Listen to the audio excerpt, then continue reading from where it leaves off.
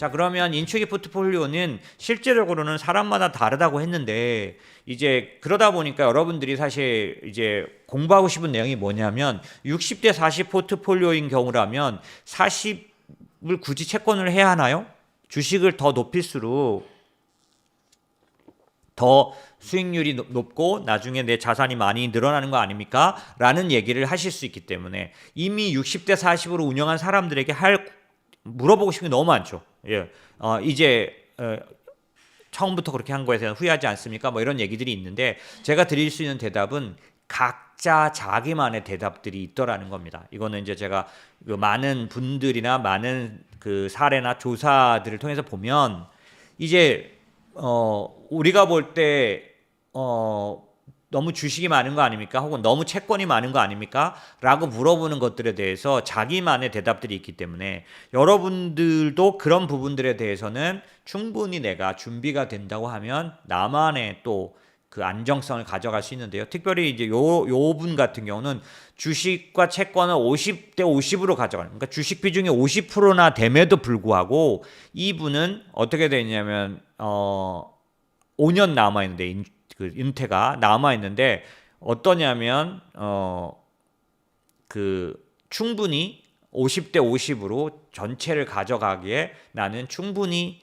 그 준비가 돼 있다라는 겁니다. 근데 이 사람이 왜 그럴 수 있냐면 자기는 마음속에서 이미 5년, 10년 회복이 걸릴 정도로 주식시장의 붕괴가 되는 것에 대해서도 나는 나의 포트폴리오를 그게 그 대응이 된다라고 보는 그런 자신감을 갖고 있기 때문에 그런 측면에서 50대 50도 충분하다라고 이제 이 사람은 생각한다는 거죠. 왜냐하면 이 사람은 시장 폭락이 내일 갑자기 발생할 수도 있다는 그런 생각으로 이 포트폴리오를 구성하고 가져가고 있기 때문에 실제로는 충분하다라고 보는 거죠. 사실 이 사람은 50%의 채권 같은 경우에 이제 만약에 폭락이 오면 어떻게 되느냐? 그러면 주식에서 전혀 출금하지 않고 갖고 있는 50%의 채권을 매도해서 50%를 다 쓸 필요가 없지 않습니까? 전체 자산 중에서 올해 찾아 써야 될 돈 만약에 5%라면 5%만큼만 채권을 팔게 되면 보통 이런 폭락 시에 채권은 똑같이 떨어지지는 않기 때문에 뭐 특별한 경우들이 있었습니다. 2022년도에도 그랬는데 그리고 갖고 있는 채권에 대한 부분들을 어떻게 가져갈 거냐에 따라서는 전혀 영향을 안 받는 뭐 꼭 반대로 주식이 폭락할 때 올라가는 채권만 갖고 있어야 될 이유는 없는 거죠. 왜냐하면 주식이 폭락할 때 전혀 영향을 받지 않는 채권을 가져가는 것도 상당한 대답이 돼요. 왜냐하면 이 주식에 대해서 전혀 근심하지 않고 이 올해 생활비, 내년도 생활비 정도는 충분히 찾아 쓸 수 있도록 이제 채권을 곧바로 매도할 수 있는 유동성이 있는 채권이면서 이런 주식시장의 폭락에 반대로 올라가진 않을지언정 영향을 거의 받지 않는 출금할 수만 있다면 충분히 효과가 있다는 거죠. 전에 한번 제가 말씀드렸지만 기본적으로 만약에 100% 주식으로 가져가는 인출 포트폴리오를 가진 분들도 꽤 많은데 그분들은 반드시 이런 걸 가져가야 되는 거죠. 왜냐하면 이 사람이 말하는 이런 폭락기가 아까 제가 왜 올해 지금 4월 달에 있었던 폭락을 얘기했냐면 그런 일이 아주 미국장 같은 경우는 몇 년 없다가 나타나긴 하지만 아예 안 일어나지 않기 때문에 일어났을 때 대안이 있기만 하다면 대안은 뭐냐면 100% 주식을 가져가는 분들은 여기서 주식이라는 건 S&P 500이나 뭐 이런 것들 말하는데 이렇게 가져가는 분은 어떤 대안을 갖고 있냐면 3년치 현금을 아예 언제나 찾을 수 있는 상태, 이자를 욕심내지 않고 갖고 있게 되죠. 그래서 제가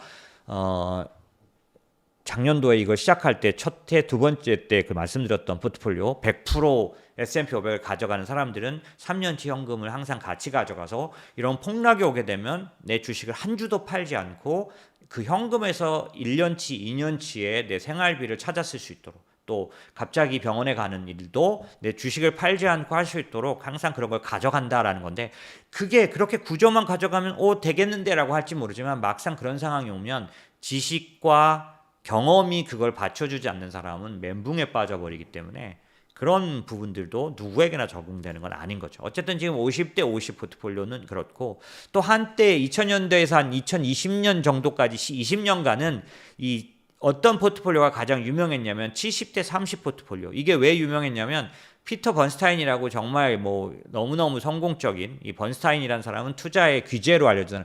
이 사람이 가장 롱텀 투자자에게는 적합한 비율이 60대 40이다라고 말을 하면서 이 70대 30 포트폴리오도 한때 엄청나게 유행하고 60대 40 포트폴리오는 이 투자 포트폴리오에 아주 그 뭐랄까 클래식으로 자리를 잡았었던 그런 자산 배분인데 이것도 현재는 완전히 그 옛날 얘기가 되고 있는 게 제가 앞에 이제 부분들에 설명드렸지만 지금은 금리가 오랫동안 내려가기만 했던 40년과 달리 금리가 상당히 높은 수준, 그러니까 중금리 정도 수준이기 때문에 이 60대 40 포트폴리오가 잘 먹히질 않는 거죠. 그럼에도 불구하고 60대 40을 가져가는 사람들 같은 경우는 자기만의 대비하는 그런 어떤 방법을 갖고 있다는 겁니다. 이 사람은 30대 70 포트폴리오인데 이 사람은 어떤 대비를 갖고 있냐면 매년 4% 인출이라는 자기만의 방법을 갖고 있는 거예요. 그래서 인출률 같은 경우에 보시면 이렇게 만약에 50대 50 포트폴리오를 가져간 사람도 인출률을 잘 조절만 하면 한 번도 마이너스에 들어가지 않은 채로 이 긴 얼마 35년의 은퇴 동안 아주 나이스하게 나는 잘 이 부분을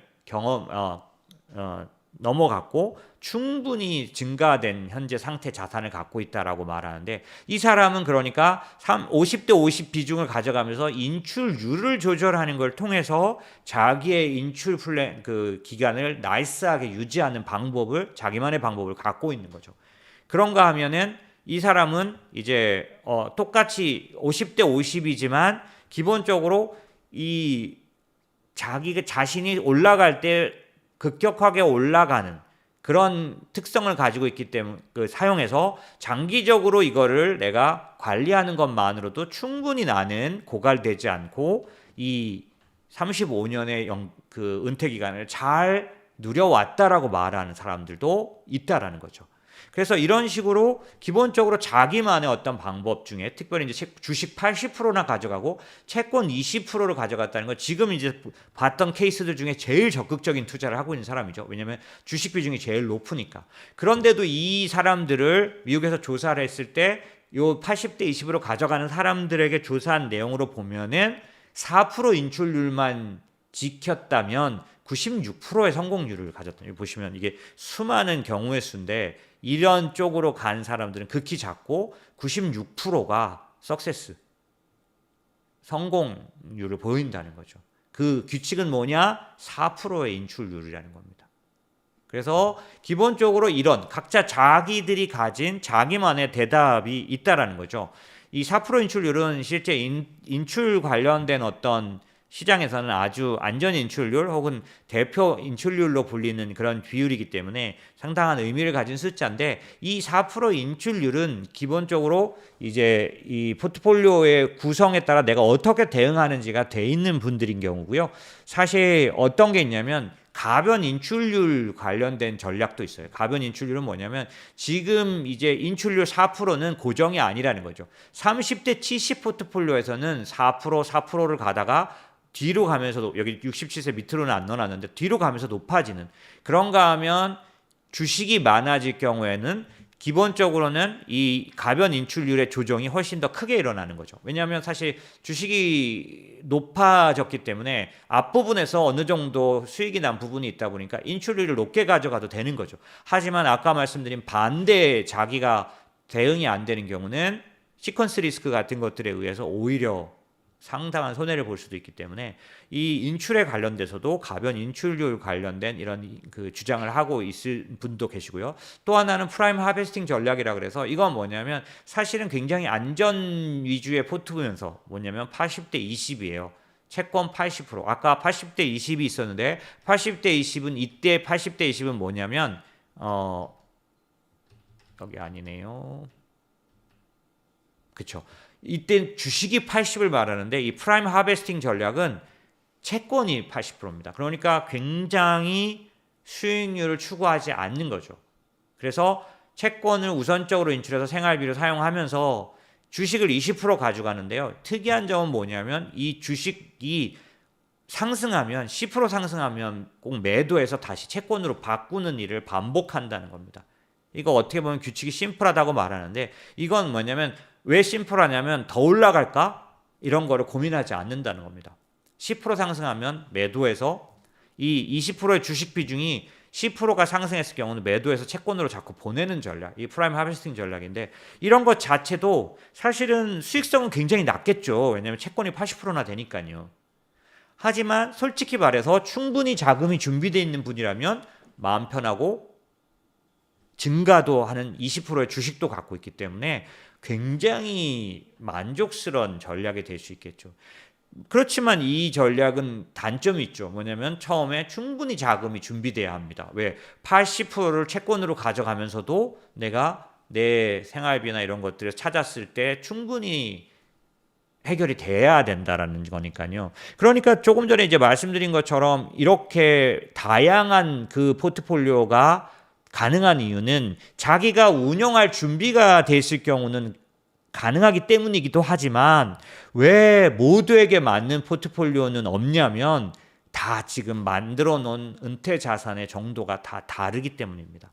어떤 분들은 충분히 일찍부터 투자에 뛰어들어서 충분히 하락과 상승을 경험했기 때문에 S&P 500이라든지 혹은 포트폴리오를 그냥 주식에다 100% 노출하고도 다만 안전장치로 3년치 현금만 가져가면서 계속해서 편안하고 불행하지 않은 은퇴를 가질 분도 계시지만 어떤 분들은 프라임 하베스팅 전략에서처럼 충분히 돈이 준비되어 있는 분이라면 거꾸로 주식은 20%만 가져가고 그것도 올라갈 때마다 계속 채권으로 바꾸는 아주 심플한 그 대응만 하면서도 충분히 행복하게 은퇴를 보낼 수 있는 분들은 사실은 충분히 은퇴 자산이 축적된 사람이라고 볼 수 있겠죠.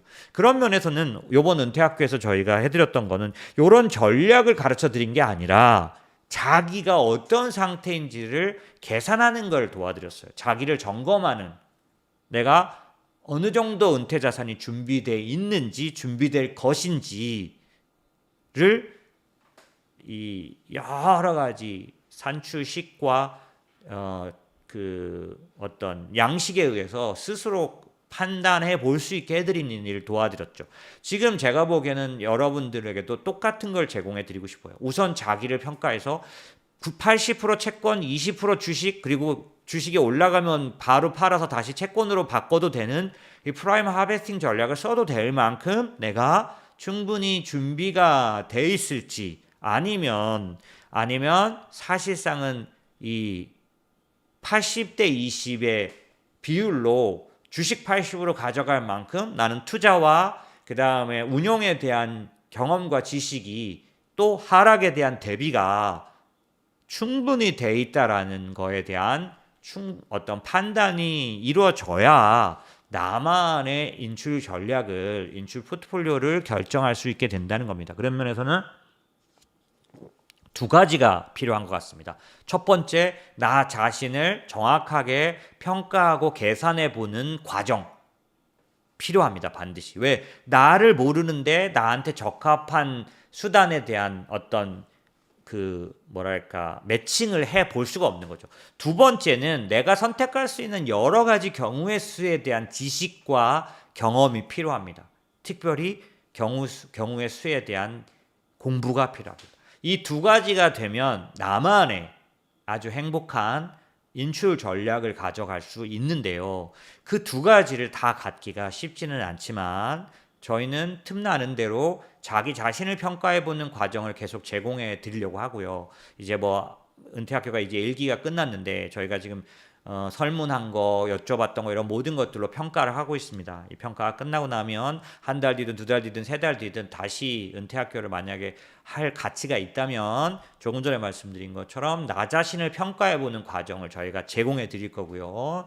그 다음에 두 달 뒤에 다시 재개되는 이 새로운 어떤 포맷의 그 영상에서도 여전히 내가 선택할 수 있는 선택의 대안들을 이번에는 지금 현재 저희 기획으로는 그 세금 문제와 그 다음에 뭐 부동산에 대한 부분이랄까 이런 부분들도 좀 충분히 같이 반영하도록 이제 검토하실 수 있는 그런 환경을 경우의 수를 제공해 드리는 것들을 하려고 하는데요. 어찌됐든 저희가 해드릴 수 있었던 부분은 지금까지 말씀드린 것처럼 1년간에 걸쳐서 내가 선택할 수 있는 선택지들에 대한 얘기를 해드렸고요.